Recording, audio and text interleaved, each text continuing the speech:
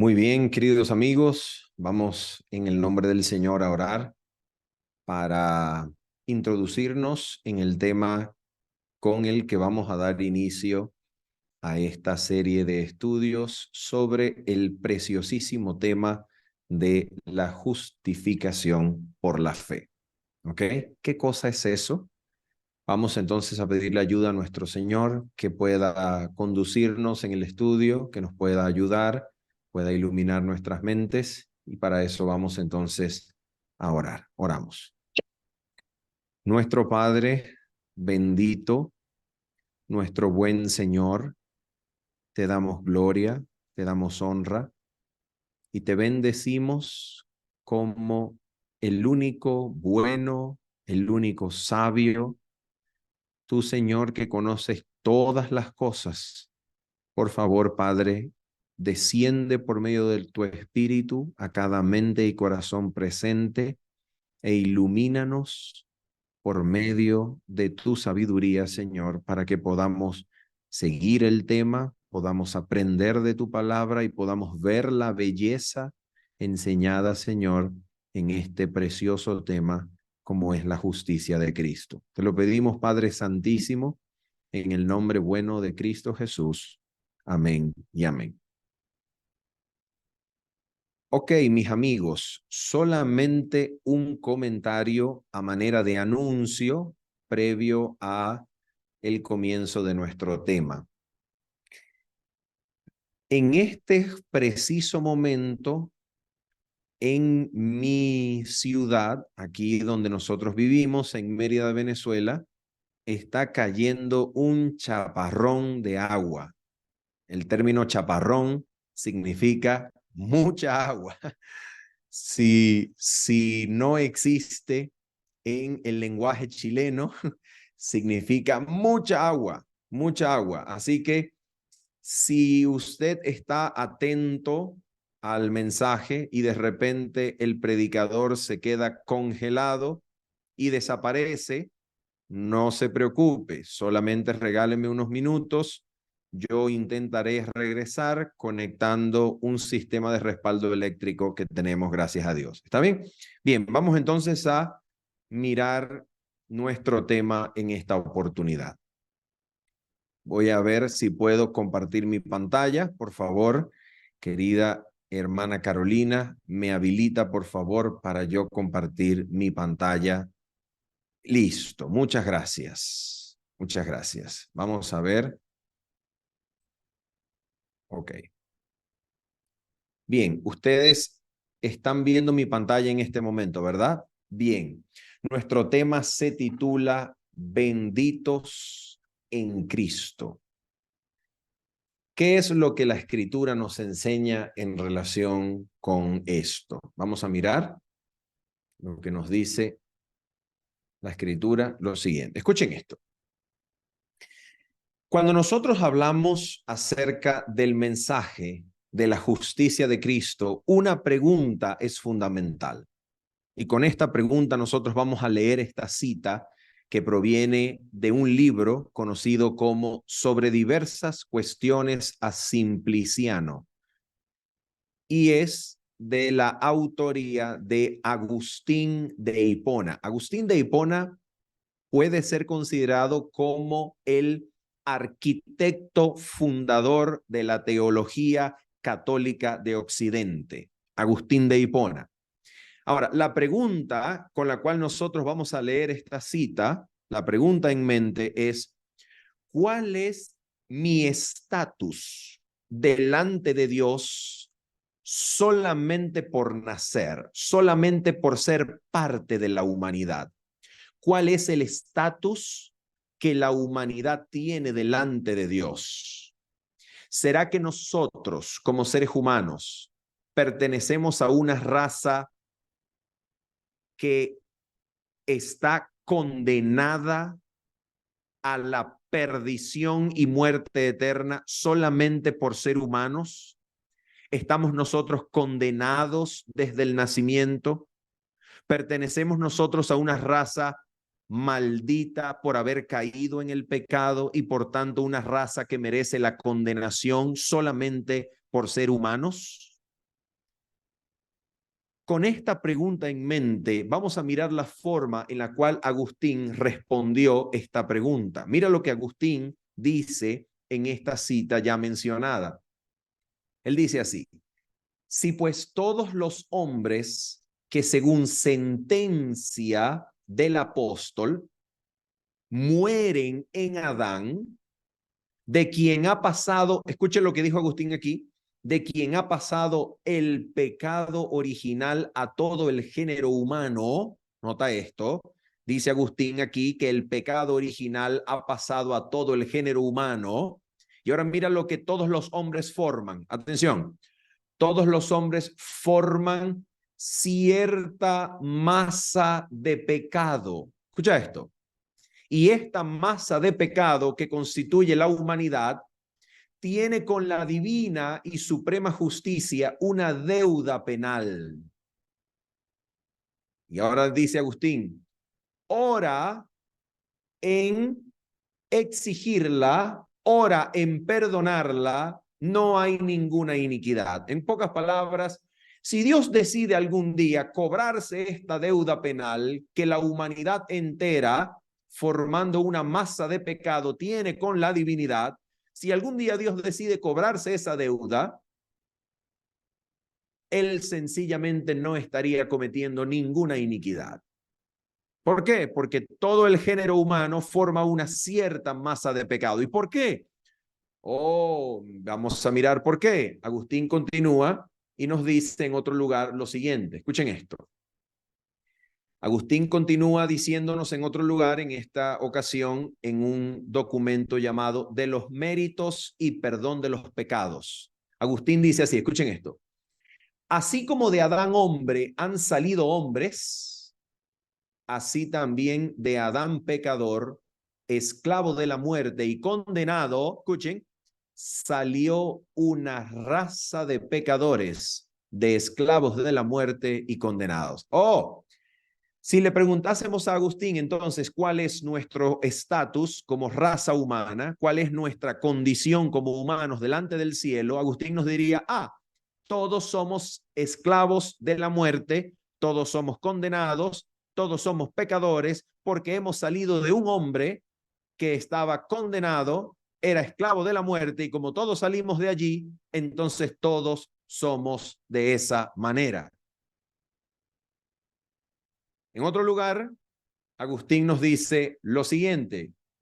Este lugar es contra las 12 epístolas de los pelagianos. Agustín dice así, escucha esto.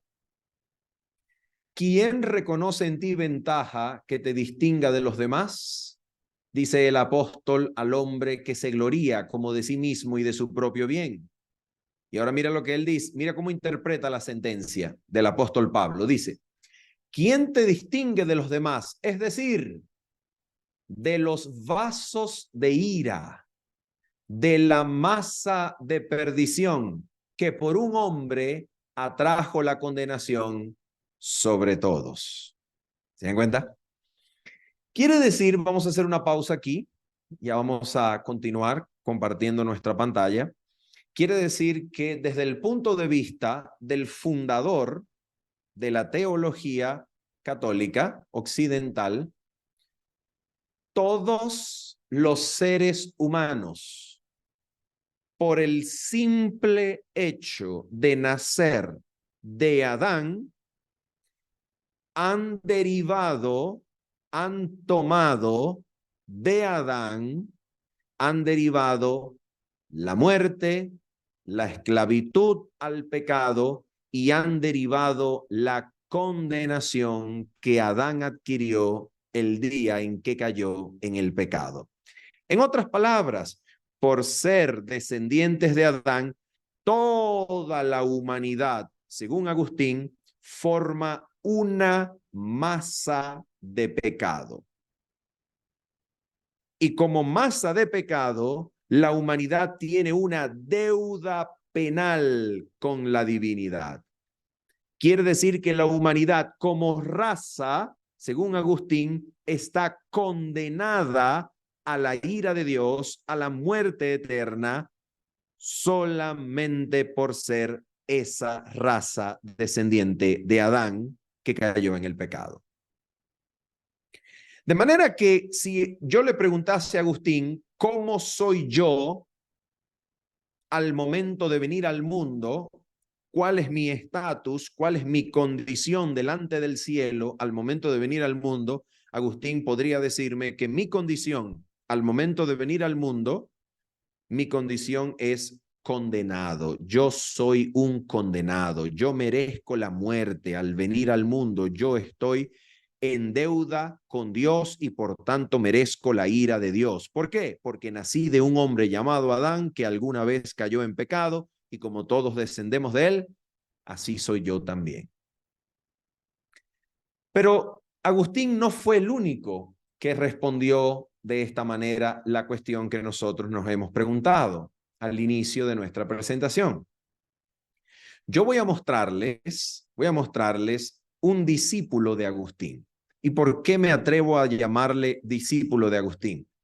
Porque este hombre, aunque conocido en la historia como uno de los arquitectos de la teología protestante reformada, consideró a Agustín como su doctor de gracia, el doctor de la gracia, y tomó de Agustín este concepto y lo reprodujo de la siguiente manera. Voy a leer solamente una obra de este hombre que se conoce como Institución de la Religión Cristiana. Este hombre se llama Juan Calvino y él nos dice lo siguiente en este libro. Atención, voy a compartir nuevamente y vamos a mirar lo que él nos dice. Dice así, escuchen esto. Digo pues que el pecado original, noten esto es Calvino, ya no es Agustín, es Calvino. Digo pues que el pecado original es una corrupción y perversión hereditarias de nuestra naturaleza, difundidas en todas las partes del alma. A ver, según Calvino, ¿qué cosa es lo que se llama pecado original en la teología? Según Calvino, pecado original es la corrupción y perversión hereditaria de nuestra naturaleza, que se encuentra difundida en todas las partes del alma, y atención con esta cláusula, atención, lo cual primeramente nos hace culpables de la ira de Dios y además produce en nosotros lo que la Escritura denomina obras de la carne. Entonces, según Calvino, ¿qué es el pecado original?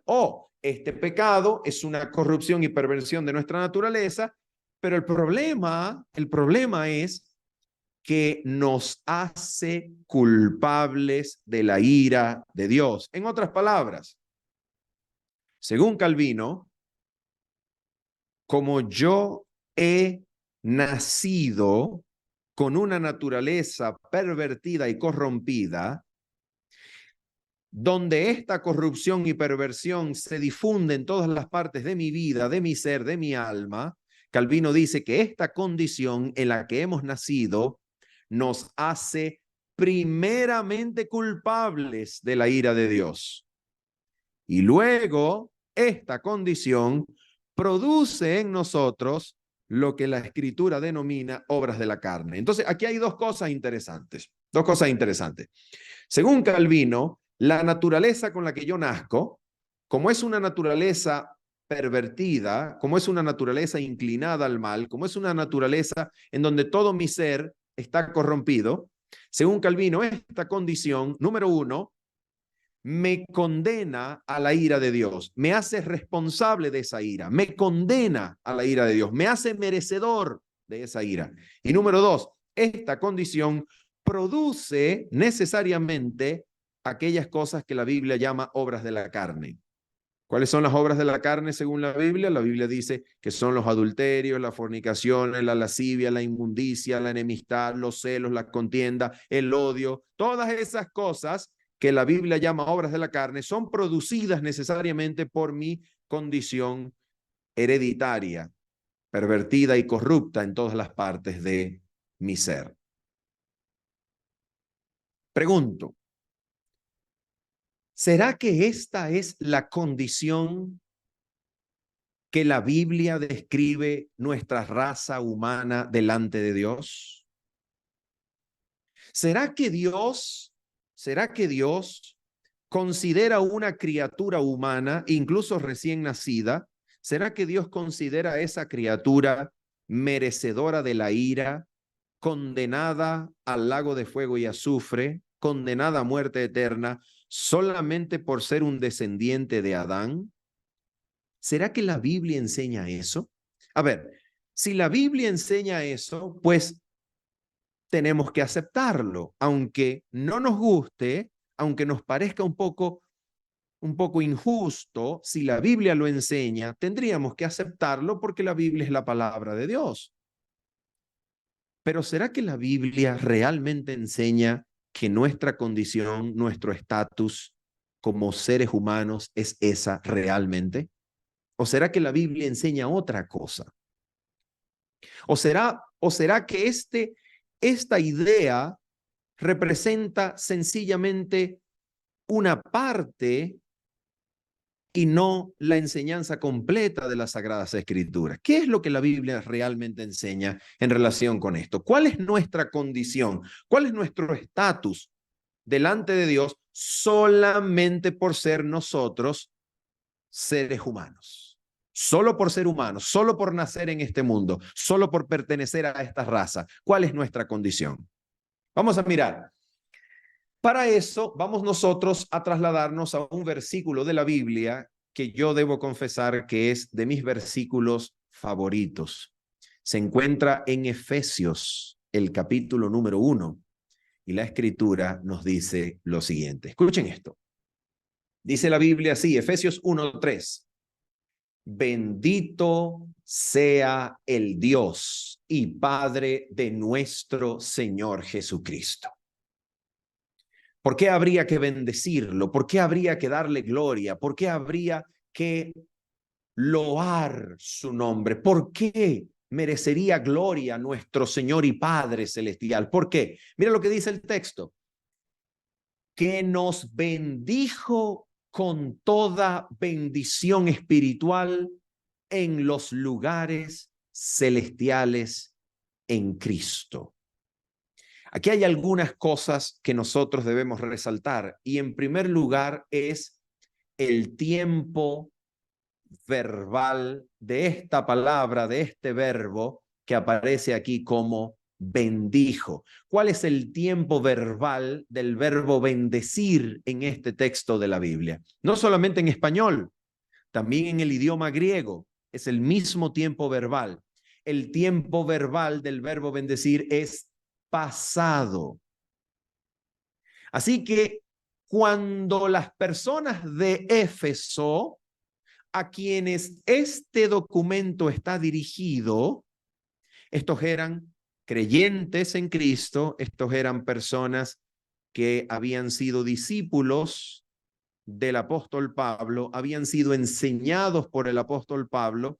Según la Biblia, en el libro de Hechos de los Apóstoles se nos dice que los efesios fueron enseñados por cerca de 3 años por el apóstol Pablo. Día y noche, dice el apóstol Pablo, no reservé nada tocante al consejo de Dios y por 3 años os enseñé acerca del consejo de Dios, dice el apóstol Pablo. Entonces, cuando los efesios recibieron esta epístola del apóstol Pablo y leyeron este versículo, les hago una pregunta. ¿Esta bendición de la que habla era un evento, un asunto que había ocurrido ya en el pasado? Sí, absolutamente. Los efesios, al leer esta carta, podían comprender que Pablo hablaba de una bendición que había ocurrido ya para ellos en el pasado. De la misma manera, nosotros que abrimos la Biblia y la consideramos palabra de Dios, cuando leemos al apóstol Pablo hablarle a los efesios, nosotros creemos que el apóstol Pablo, por medio del Espíritu, hace extensivo el discurso también para nosotros. Cuando yo abro la Biblia en el libro de Efesios y leo, bendito sea el Dios y Padre de nuestro Señor Jesucristo, que nos bendijo, pregunto, ¿esta bendición ocurrió ya en el pasado? Sí, ocurrió en el pasado. Es una bendición ocurrida, es un evento concreto, es un evento acontecido. Ahora, ¿esta bendición es parcial? ¿Esta bendición solamente incluye algunas cosas? ¿O esta bendición incluye toda bendición espiritual? ¿Qué dice el texto? El texto dice que nos bendijo con toda bendición espiritual. El apóstol Pedro, si ustedes quieren tener una referencia, pueden anotarlo. No lo vamos a leer ahorita, pero pueden anotarlo.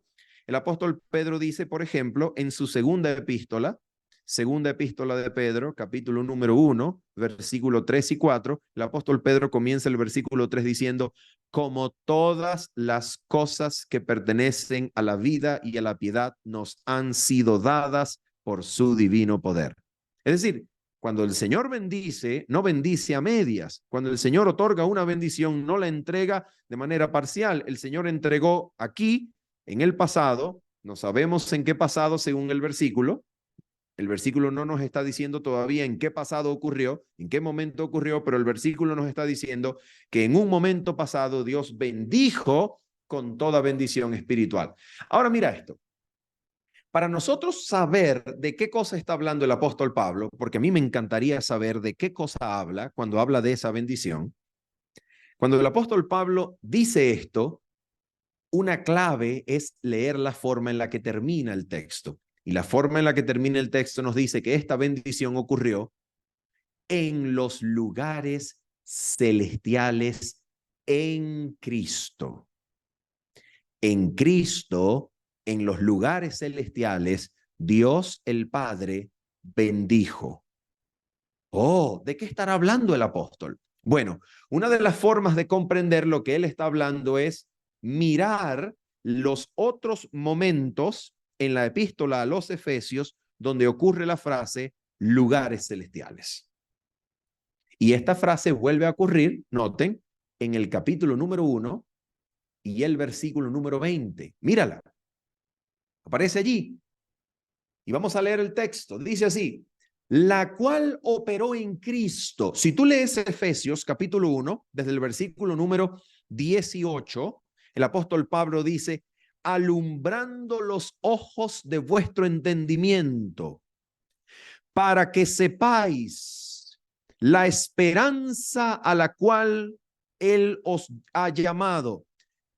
Número 2, para que sepáis también las riquezas de su herencia en los santos. Y número 3, para que sepáis la supereminente grandeza de su poder, la cual, y ahora viene aquí, escuchen, la cual operó en Cristo, versículo 20. A ver, el poder de Dios operó en Cristo, resucitándole de los muertos y sentándole a su diestra en los lugares celestiales. Oh, la segunda vez entonces que la frase lugares celestiales aparece en relación con qué evento? Con el evento de lo que ocurrió posteriormente a la resurrección de Jesús. Según este versículo, ¿qué ocurrió después de que Jesús resucitó? ¿Qué ocurrió después? Jesús fue sentado. Jesús fue sentado a la diestra del Padre en los lugares celestiales. Y finalmente, la frase vuelve a aparecer en el capítulo número 2, míralo, versículos número 4 al 6. Mira lo que nos dice el texto. Atención. Pero Dios, que es rico en misericordia, por su gran amor con que nos amó, aun estando nosotros muertos en pecados, fíjate esto, aun estando nosotros muertos en pecados, nos dio vida, escucha, nos dio vida juntamente con Cristo. Por gracia sois salvos. ¿Y cuándo ocurrió esto? Escucha. Y juntamente con Él nos resucitó y asimismo nos hizo sentar, escucha, nos hizo sentar en los lugares celestiales con Cristo Jesús. Así que aquí nosotros podemos llegar a una conclusión parcial. Podemos llegar a una primera conclusión. De acuerdo con Efesios capítulo 1, versículo 3, Dios, el Padre de nuestro Señor Jesucristo, bendijo, otorgó una bendición en el pasado en los lugares celestiales en Cristo. De acuerdo con Efesios 1:20, los lugares celestiales son los lugares en los cuales Jesús, después de resucitar, ascendió para sentarse a la diestra de Dios. Así que, ¿qué bendición puede tener el apóstol Pablo en mente cuando habla de que el Padre bendijo en los lugares celestiales en Cristo? El capítulo 2 nos aclara. Resulta que el día, en el momento, en aquella hora en la cual Cristo se sentó a la diestra de su Padre en los lugares celestiales, dice Efesios capítulo 2, nos hizo sentar juntamente con Él. Oh, ¿cómo es esto? A ver, ¿en qué consiste la bendición que el Padre otorgó en los lugares celestiales en Cristo, según el mismo libro o la misma epístola de los Efesios? Esta bendición está directamente relacionada con el hecho de que Cristo, cuando fue entronizado, cuando se sentó a la diestra del Padre en los lugares celestiales, nos hizo sentar juntamente con Él. ¿Qué quiere decir eso? ¿Y cómo fue esto capaz de ser posible? ¿Cómo ocurrió esto? Vamos a mirar lo que la Biblia nos enseña en relación a la forma en la cual Jesucristo ascendió a esos lugares, a los lugares celestiales.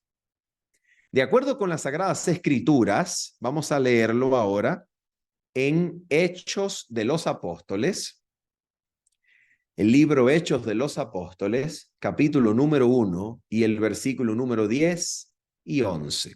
Mira lo que nos dice las Sagradas Escrituras aquí.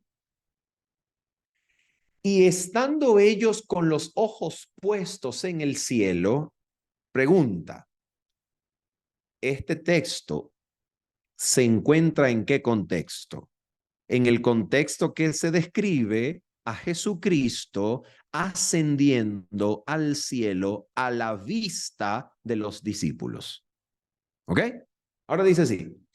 Y estando ellos con los ojos puestos en el cielo, entre tanto que él se iba, entre tanto que Jesús ascendía, he aquí se pusieron junto a ellos dos varones con vestiduras blancas, los cuales también les dijeron, mira lo que estos varones, estos hombres le dicen a los discípulos. Le dicen así, escucha esto. Varones Galileos, ¿por qué estáis mirando al cielo? Y ahora mira lo que continúan diciendo. Este mismo Jesús que ha sido tomado de vosotros al cielo, así vendrá como le habéis visto ir al cielo. A ver, la pregunta que yo quiero hacerles acerca de este texto en este momento es la siguiente. ¿Qué quisieron decir los ángeles de vestiduras blancas a los discípulos al decirle que de la misma forma en la que Cristo había sido tomado de ellos al cielo, así vendría como le habían ellos visto ir al cielo? ¿Qué están diciendo los ángeles? A ver, ¿será que los ángeles están predicando acerca de la venida de Cristo, la segunda venida de Cristo, como un evento visible? ¿Será que ese es el sentido bíblico del texto? ¿Será que los ángeles querían enseñarle a los discípulos que la venida del Señor, la segunda venida, iba a ser de la misma forma visible y real como Cristo había sido llevado al cielo? ¿Será que ese es el sentido del texto? Mira,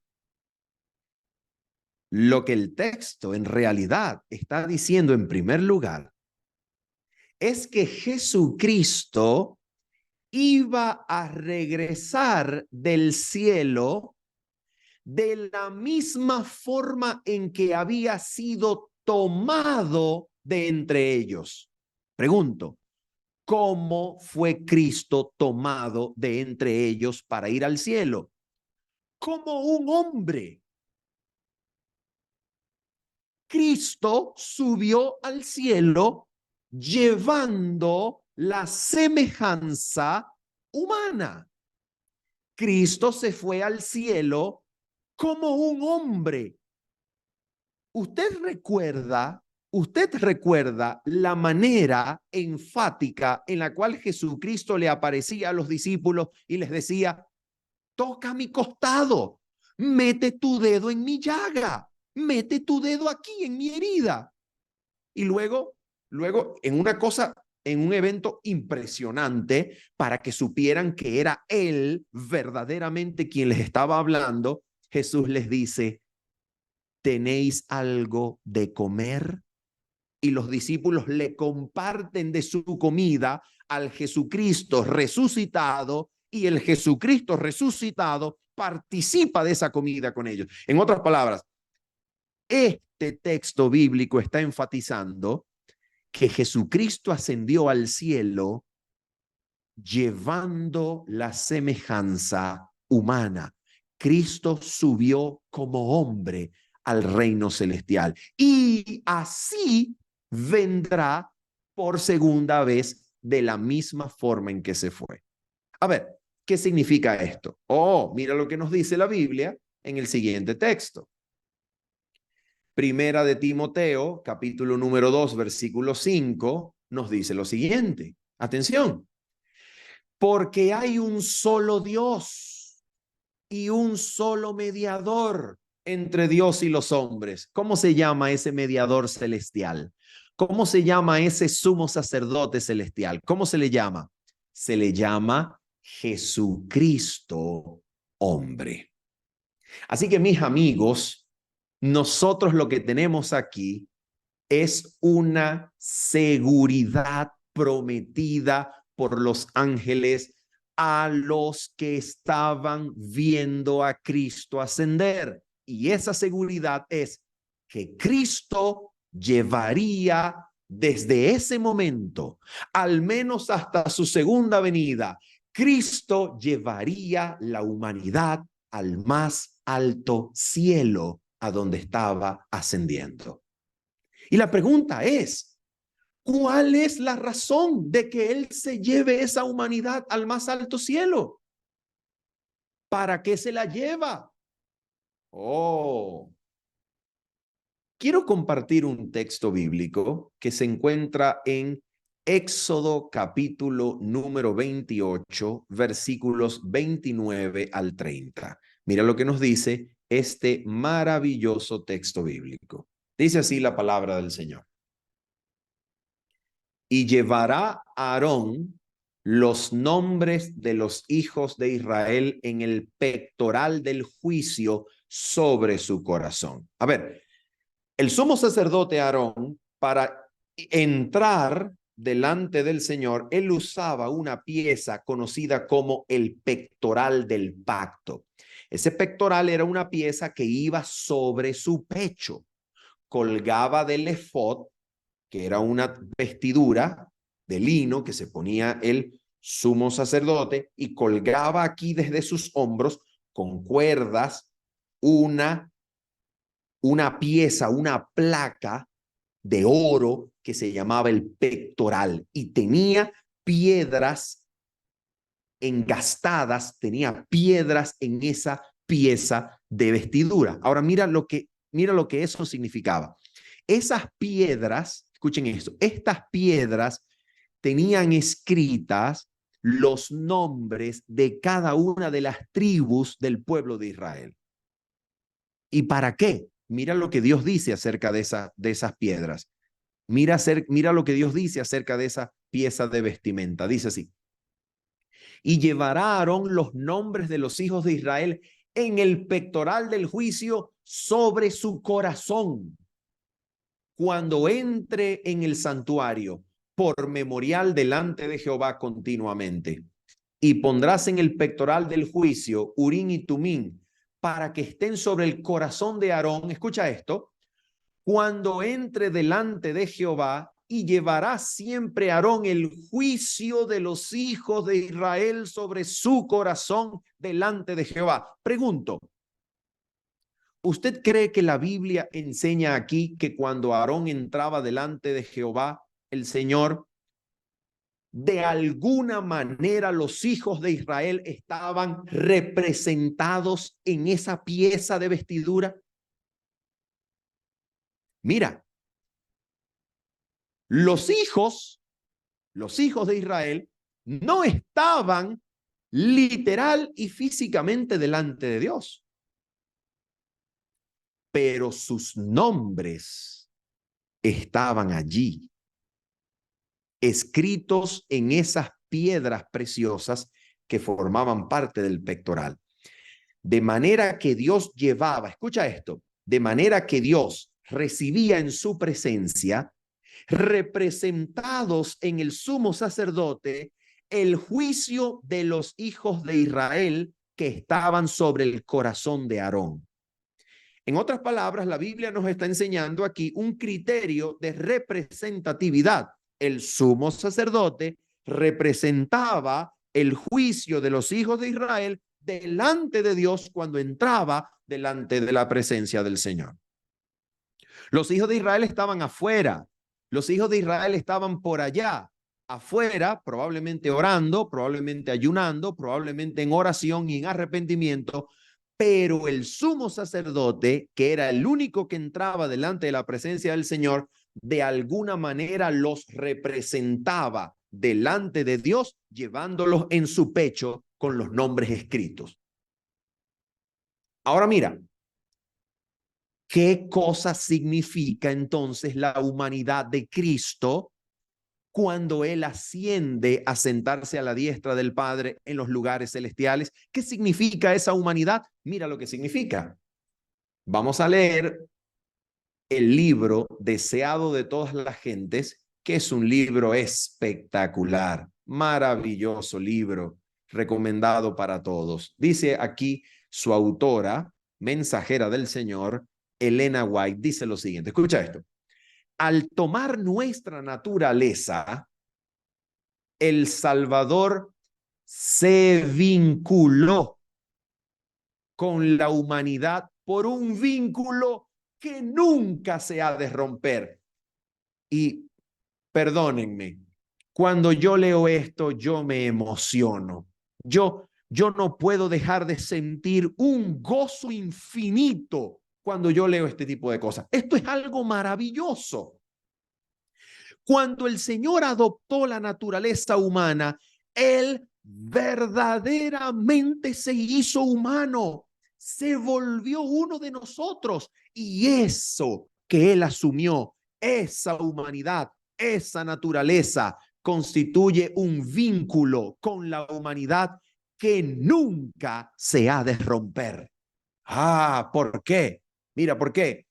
A través de las edades eternas, Jesucristo, mis amigos, queda ligado con nosotros. Ah, bendito sea el Señor. Jesucristo queda ligado con nosotros.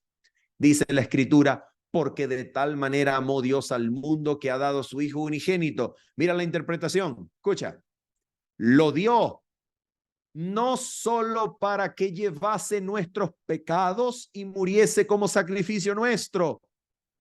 Dios dio a Cristo a la especie caída. Ah, bendito sea el nombre del Señor. Dios lo dio a la especie caída. ¿Para qué? Escucha esto. Para asegurarnos. He aquí nuestra garantía. He aquí nuestro vínculo con la divinidad. Para asegurarnos los beneficios de su inmutable consejo de paz. Dios dio a su Hijo unigénito para que llegase a ser miembro. Mira esto, por favor, perdón. Miembro de la familia humana.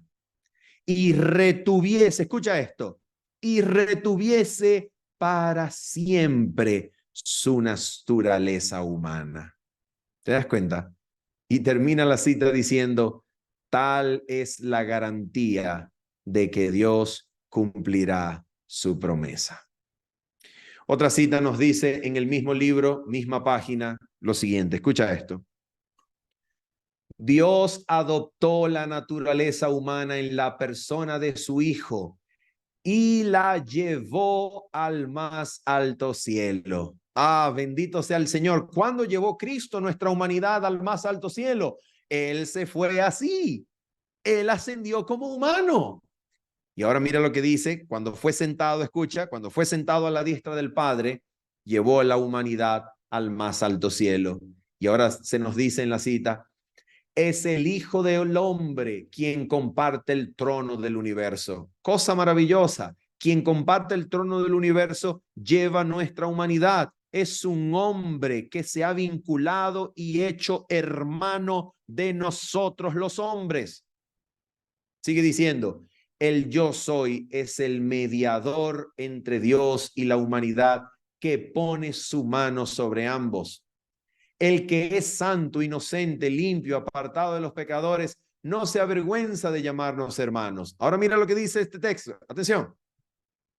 En Cristo, la familia de la tierra y la familia del cielo están ligadas. Escucha esto. Ligadas.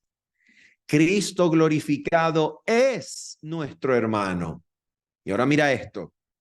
Yo quisiera en el cielo preguntar el completo sentido y significado de esta frase, porque yo creo que esta frase fue inspirada. Mira lo que esta frase dice. El cielo está incorporado en la humanidad y la humanidad envuelta en el seno del amor infinito. Yo le voy a pedir al Señor que me enseñe el significado completo de esa frase, porque es maravillosa. El cielo incorporado en la humanidad y la humanidad envuelta en el seno del amor infinito. Una pregunta, esa frase, esa oración, ¿comunica para ustedes separación? ¿Comunica para ustedes que Dios está airado, que Dios está sentado en su trono así, esperando que un niño nazca para decir, oh, otro condenado a la ira? ¿Eso es lo que comunica esa frase? ¿O esa frase comunica una estrecha, bendita y misteriosa relación de Dios con todo hombre que vive sobre la humanidad? Una cosa impresionante, impresionante. Y ahora mira, nosotros vamos a terminar nuestro tema con el mismo libro, deseado de todas las gentes, pero ahora no en el comienzo, porque lo que estábamos leyendo estaba en el primer capítulo, en el capítulo número 1, página 17. Pero ahora nos vamos a trasladar al último capítulo, a la página 773 y 774, el último capítulo. Y cosa gloriosa, lo primero que se dice es muy similar a lo último que se dice. Y aquí hay un mensaje fabuloso, un mensaje tremendo. A ver, cuando usted termina de la misma manera que comienza, eso quiere decir que todo lo que está en medio señala estas dos realidades. ¿Ok? Cuando usted comienza una cosa y la termina de la misma forma, quiere decir que todo lo que ocurrió en medio llevaba a lo mismo, apunta a lo mismo, está encerrado en esa realidad. Ahora mira esto, mira todo lo que significa el deseado de toda la gente. ¿A dónde apunta el deseado de toda la gente? Mira lo que nos dice. Página 773. Desde antes que fueran echados los cimientos de la tierra, el Padre y el Hijo se habían unido en un pacto para redimir al hombre en caso de que fuese vencido por Satanás.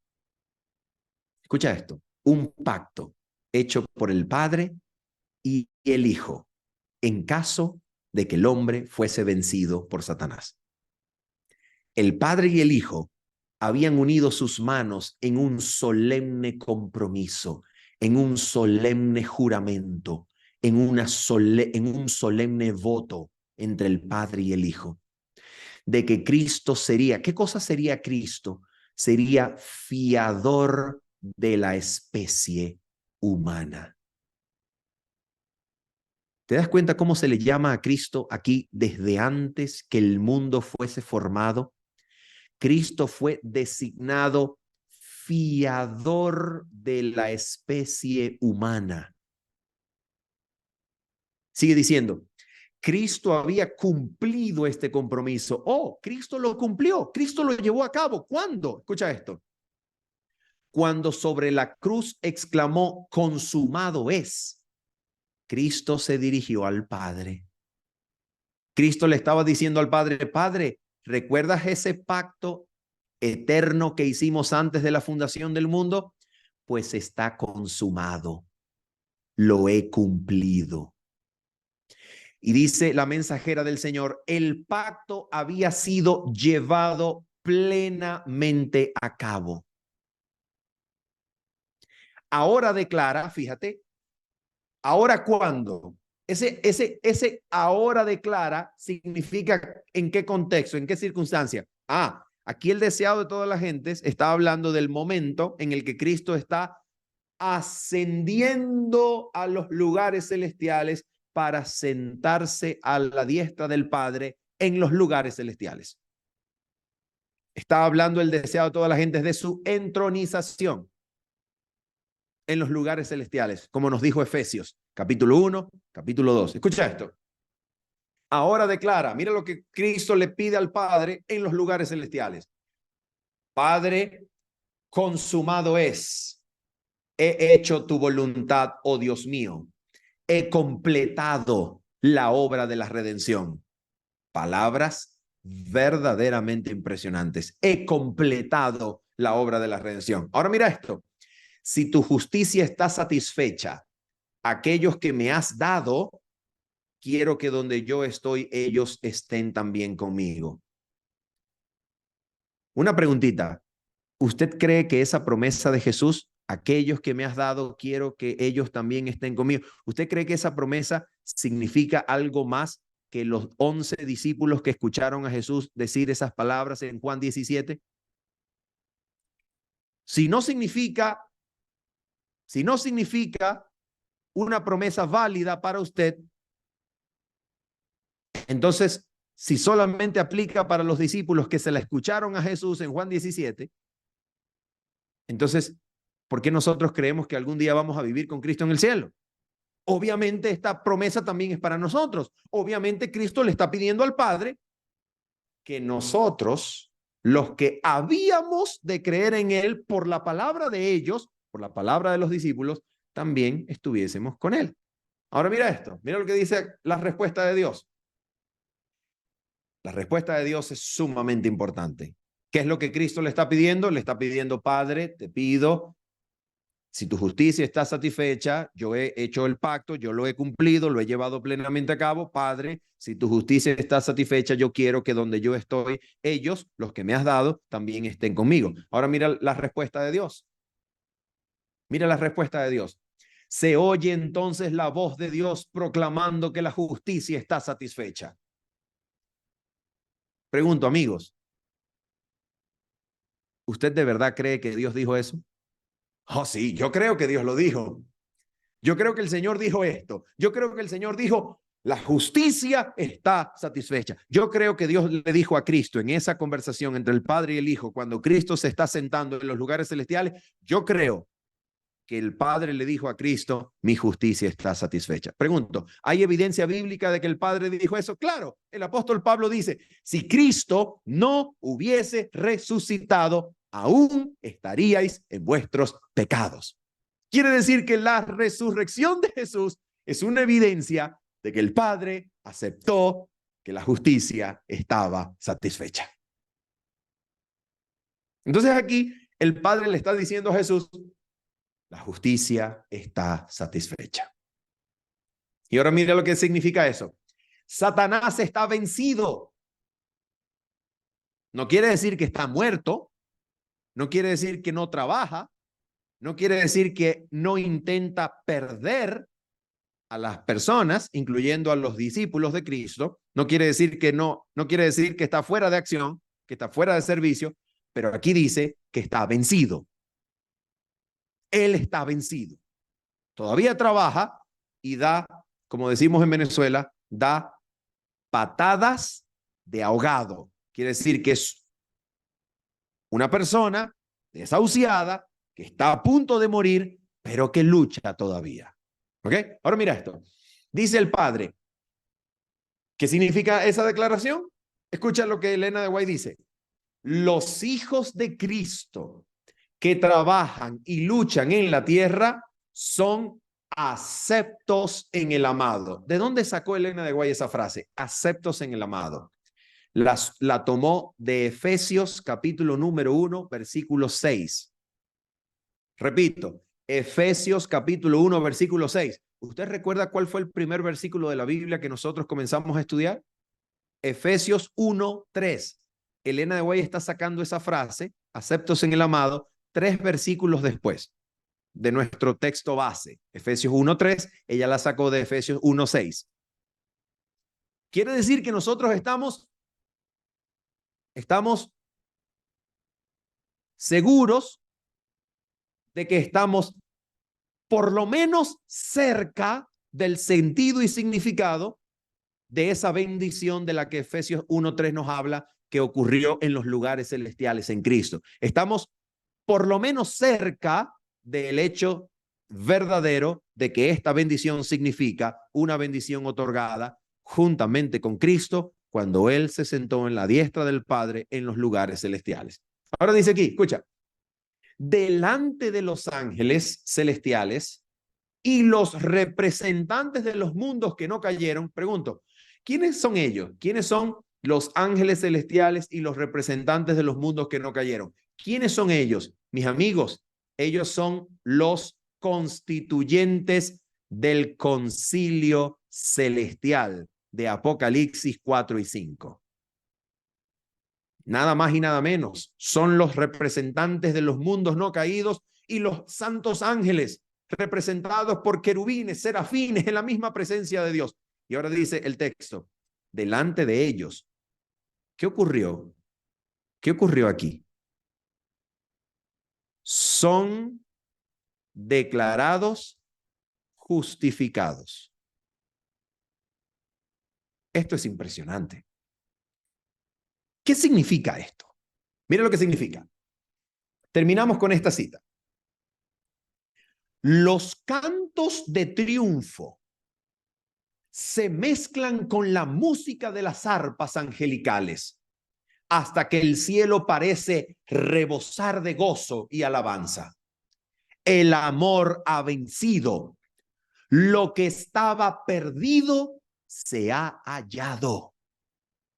Desde aquella escena de gozo celestial nos llega a la tierra. Escucha, desde aquella escena que ocurrió probablemente hace 2000 años aproximadamente, desde aquella escena de gozo celestial, escucha lo que ocurre, nos llega a la tierra hoy, hasta el día de hoy, nos llega a la tierra el eco de las palabras admirables de Cristo. ¿Qué palabras?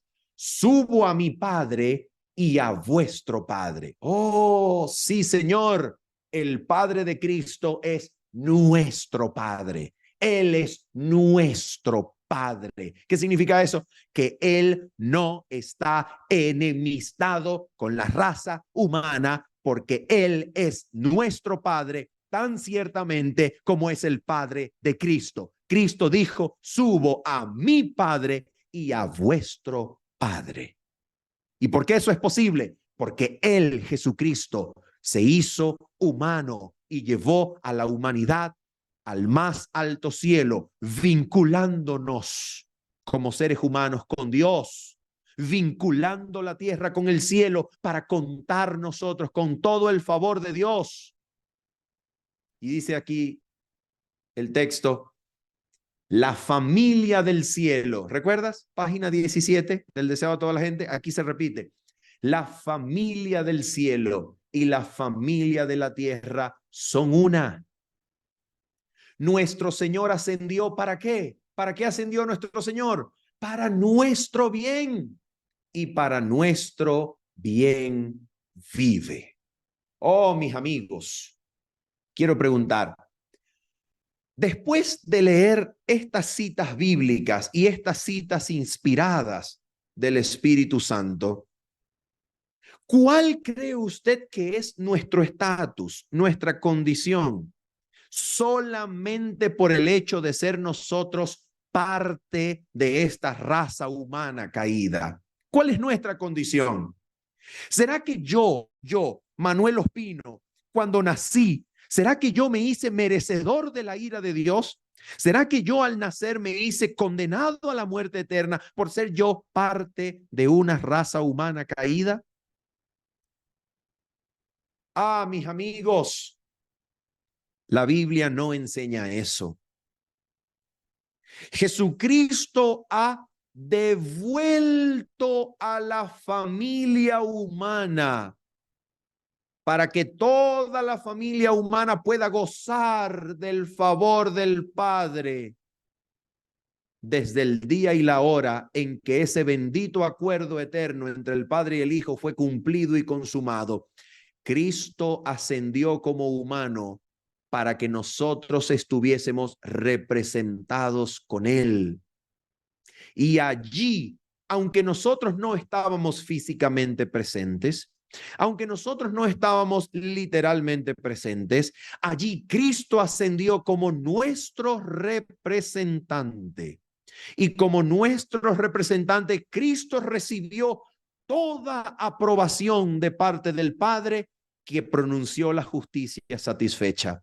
Dios no considera a los seres humanos como perdidos antes de llevar a cabo un juicio. Cristo ha comprado el derecho de que todo ser humano, antes de ser condenado, pase por el juicio. Cristo ha comprado y ganado el derecho de que todo ser humano sea considerado como inocente hasta el día del juicio. El día del juicio decidirá si ese ser humano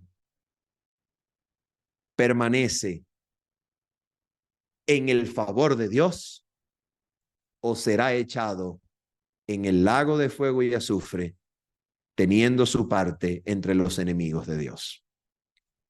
Pero ningún ser humano debe considerar a Dios como una figura alejada, airada, misteriosamente lleno de ira hacia todos los seres humanos. No, Dios no es un Dios lleno de ira por la humanidad, esperando que todo ser humano nazca para considerarlo como muerto y condenado al lago de fuego y azufre. Dios no es así. En Cristo Jesús, Dios ha hecho algo. En Cristo Jesús y por medio de Cristo, Dios concede su favor, su gracia, su amor a todo ser humano que nace en este mundo. Cristo ganó el favor del cielo entero para que todo ser humano que nazca sepa que puede llamar al Dios de los cielos su Padre.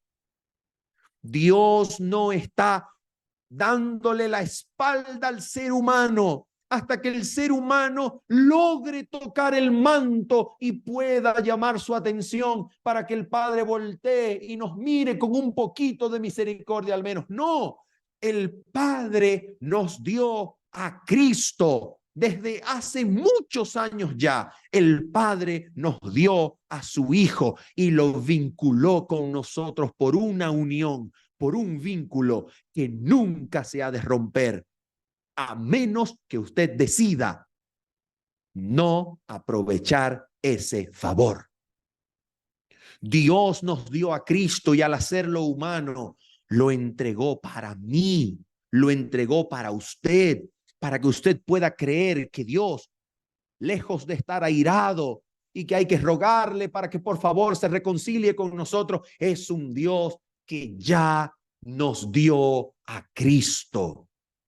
Y al darnos a Cristo, nos dio su buena voluntad. Lejos de pertenecer a una raza maldita, amigo, usted pertenece a una raza bendita en Cristo.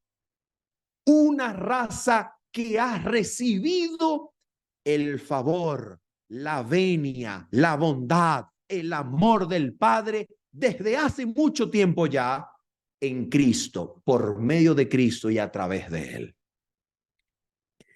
Que el Señor les bendiga y les guarde. Y yo espero que sencillamente usted de ahora en adelante pueda tener una noción renovada del carácter del Dios a quien usted le sirve. Dios es bueno y en Cristo nos ha dado su favor. Que el Señor les bendiga y les guarde. Bueno, muchas gracias, pastor, Amén. Gracias, pastor.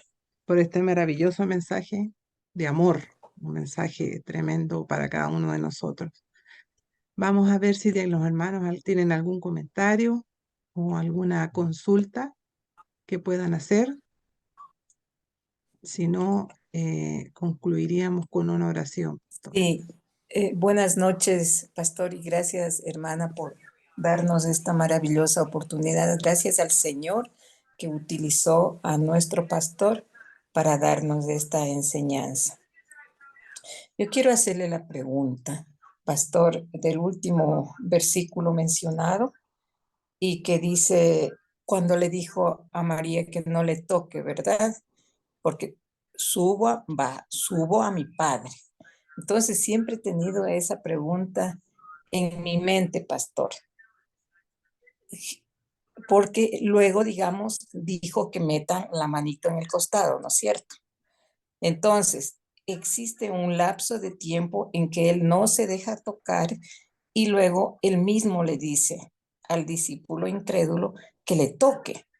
Entonces, yo siempre he pensado, el momento que le dice, sube al Padre, quiere decir que antes de que, digamos, Jesús ascienda, como usted mencionó y conocemos, el Señor Jesús ascendió al cielo antes también, o sea, ascendió 2 veces, perdón, si es que la pregunta es muy atrevida o muy o fuera de contexto, pastor, pero quería que tenga la bondad de aclarar, por favor.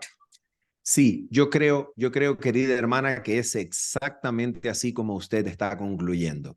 Es decir, antes de que Jesús continúe apareciéndosele a los discípulos, por ejemplo, en el aposento alto y así sucesivamente, antes de él aparecérseles y después de decirle a María, no me toques porque aún no he ascendido al Padre, él subió al Padre. Y cuando se les aparece después de haberse presentado al Padre. Y finalmente, Él asciende para ya no volver a aparecer, que es esa ascensión con la que culmina el deseado de todas las gentes. Muchísimas gracias, pastor. Muchísimas gracias. Gracias al Señor que me aclaró esta pregunta que tenía en mi ser. Pastor, ¿usted puede terminar? Amén, amén. Vamos entonces a orar en el nombre del Señor. Oramos. Nuestro Padre bendito y santo, Señor, nosotros queremos pedirte en el nombre de Cristo que nos permitas edificar sobre esta noción bíblica de tu sagrado y santo carácter, que nos permitas construir confianza en tu amor, en tu inmensa e inmerecida bondad que nos has prodigado, que nos has dado en Cristo. Señor, que podamos comprenderte como la obra de Cristo te ha mostrado, te ha enseñado, Padre. Que nosotros podamos habitar en esta noción tuya como un Dios amoroso y que tengamos confianza de acercarnos delante de tu trono, Señor. Por favor, Padre, tómanos, llénanos de tu espíritu y permítenos tener comunión bendita con Cristo nuestro Salvador. Y así, Señor, habitar seguros, habitar unidos a ti, Señor, por medio de Cristo. Gracias, Padre Santo, por tu inmensa bondad, Padre. No la merecíamos, pero eres leal, eres fiel, eres amoroso verdaderamente y nos has amado en Cristo, Señor. Gracias por tu amor. Permítenos descansar en Él y edificar nuestras vidas sobre ese amor. En el nombre bendito y santo de Jesús, lo pedimos y lo agradecemos. Amén y amén. Amén. Muchas gracias. Amén. Muchas gracias, que estén bien. Gracias. Gracias. Dios los Gracias, bendiga. hermana Muchísimas Carolina. gracias, Gracias. querida hermana. Estamos en otra Muchas gracias, oportunidad. pastor. Grandes bendiciones.